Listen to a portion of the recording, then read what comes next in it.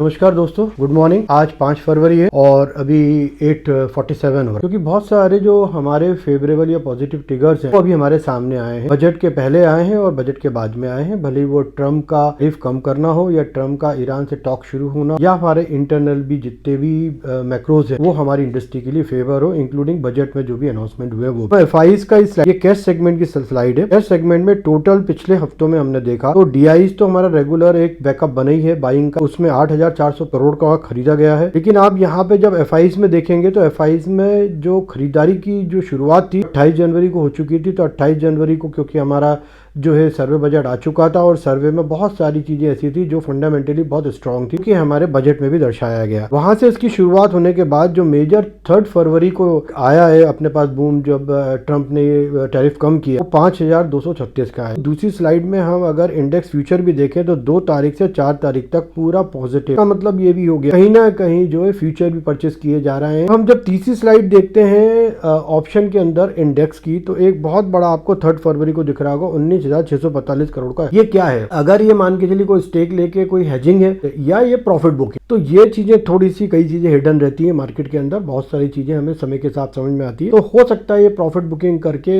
एक U turn हो FIIs का, जिसकी तरफ एफआईज जा चुके हैं। हमारा मार्केट 25,776 पे बंद हुआ, 48.45 पॉइंट होके बंद हुआ। ऐसी स्थिति में हमें लेवल डिसाइड करना बहुत जरूरी होता है कि जहां पे विक्स 14% गिर जाए, जहां पे हमारा जो पीसीआर है ओवरऑल वो न्यूट्रल हो जाए। ये सब इंडिकेटर्स होते हैं कोई भी यू टर्न के, या हम ये कहें सेंटीमेंट चेंज। लेकिन हम उसको कंफर्म नहीं कर सकते आज की सेंटीमेंट चेंज यहाँ पे हो रहा है या नहीं हो रहा। तो हम क्या करेंगे, हम लेवल को डिसाइड करेंगे आज के लिए। हमें बहुत इजीली समझ में आ रहा है कि जो पुट राइटिंग है हेवीली, वो 25,600 पे 25,650 पे काफी हेवीली हुई है, को हम आज सपोर्टिव जोन मान सकते हैं। और ऊपर के लेवल पे हम देखें तो 25,800 पे फ्रेश जो है कॉल राइटिंग वो बहुत हुई है। 20,000 में सबसे मेजर कॉल राइटिंग है, सबसे बड़ा रेजिस्टेंस है, और कहीं ना कहीं सपोर्ट हमें बन रहा है 25,600 से 26,000 के पीछे बीच में हमें कुछ डिसाइड करना पड़ेगा कि हम इस मूव को कैसे समझें। कहीं ना कहीं अभी हमारे लिए एज ए ऑप्शन बाय या ट्रेडर के लिए कोई भी जोन जो है वो डिसिसिव नहीं है जहां पे हम एंटर करके कुछ कमा सकते हैं। यहाँ पे अगर रेंज बाउंड हो जाएगा तो हमारा प्रीमियम पूरा घट जाएगा, टाइम डीके उसमें लग जाएगा। ऐसे में कॉन्शियस होने की जरूरत। अब हमने एक इसमें सीलिंग जोन निकाला, ये आपको नीचे दिख रहा होगा। सीलिंग जोन का मतलब होता है कि सबसे ज्यादा स्ट्रगल जो होगा वो होगा 25,900 से लेकर 26,000 के बीच में। उस स्ट्रगल में हमें इन्वॉल्व नहीं हो। अगर कुछ करना है तो सपोर्ट जोन पे जो मैंने आपको 25,600 से 650 बताया, वहां हम जरूर एक बुल स्प्रेड बनाएंगे विथ हेजिंग। हेज हम करेंगे 25,450 का, 25,400 का आउट ऑफ द मनी, और हम कॉल लेंगे 25,800 का, ये भी आउट ऑफ द मनी लेंगे। केस के अंदर क्या होगा कि अगर मार्केट ऊपर की तरफ जाता है और ऊपर सस्टेन करता है और हमें वहां लग रहा है कि हमारा पुट बहुत तेजी से घट रहा है, हम वेट करेंगे कि हमारा 25,800 को या तो तोड़ दे, और अगर नहीं तोड़ के वो आगे बढ़ रहा है, राइट, हमें प्रॉफिट में हम नहीं आ रहे, तो हम वहां डिसाइड लेके अपने को पूरा स्क्वायर अप करके अपना कैपिटल प्रोटेक्शन फर्स्ट का जो फॉर्मूला है उसको बरकरार रखते हुए बाहर आ जाएंगे। अब रहा सवाल इन्फोसिस का, जो सबसे बड़ा इंपॉर्टेंट पार्ट है कि इन्फोसिस का इस तरह गिरना, उसमें मार्केट का असर सिर्फ इसलिए नहीं होना क्योंकि हमारे पास जो टोटल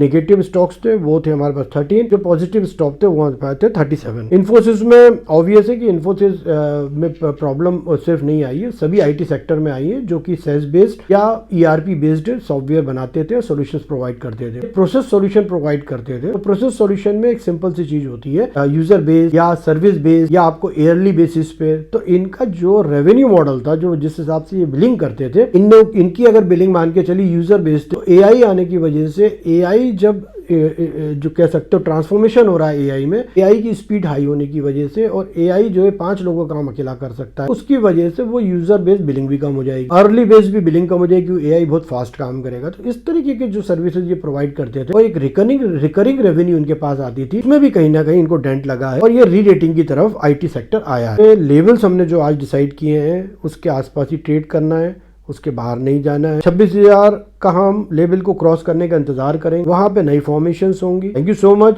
समझदारी से आप ट्रेड कीजिए, अपने पैसों को बचा के रहिए। कोई भी स्विंग आए तो इमीडिएटली स्क्वायर अप करके अपनी कॉस्ट को रिकवर कीजिए। फंड अवेलेबिलिटी हमारी जो है स्ट्रेंथ है, उसको हमें बरकरार रखना चाहिए और वही हमें आगे बढ़ाएगी। Thank you so much. नमस्कार।